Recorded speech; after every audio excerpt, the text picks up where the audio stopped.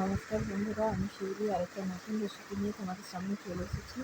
আজকে তোমাদের সাথে আমি খাসির মাংস রেসিপি শেয়ার করব।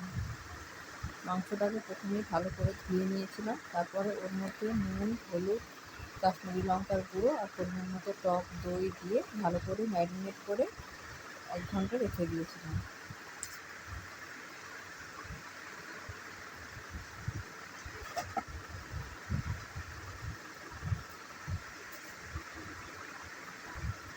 যারা ফেসবুক থেকে দেখছো তারা পেজটাকে ফলো করে দিও, যারা ইউটিউব থেকে দেখছো তারা চ্যানেলটাকে সাবস্ক্রাইব করে দিও।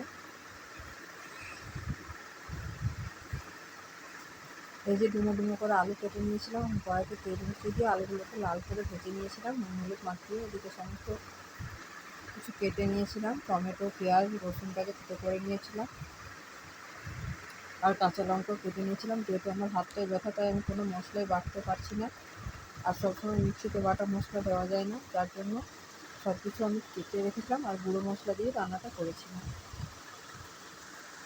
এখন ওই আলু ভাজার তেলে গরম মশলা, এলাচ, লবঙ্গ আর দারচিনি সম্বর দিয়ে দিলাম ম্যারিনেট করে রাখা মাংসটা। তারপর ঢাকা দিয়ে দিলাম, মাংসটা থেকে জল ছেড়ে দেবো, জলটা শুকাক, ভালো করে ভাজা হলে তারপরে দেবো পেঁয়াজটা।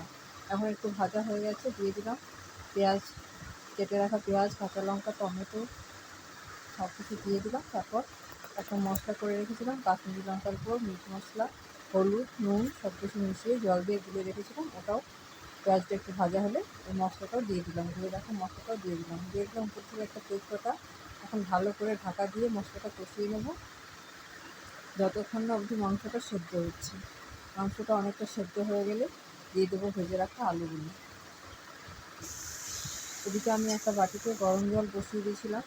মাংস বা কড়াই যদি গরম জল দিয়ে রান্না করা হয় তবে তাড়াতাড়ি রান্নাটাও হয় আর রান্নাটা সুস্বাদুও হয়।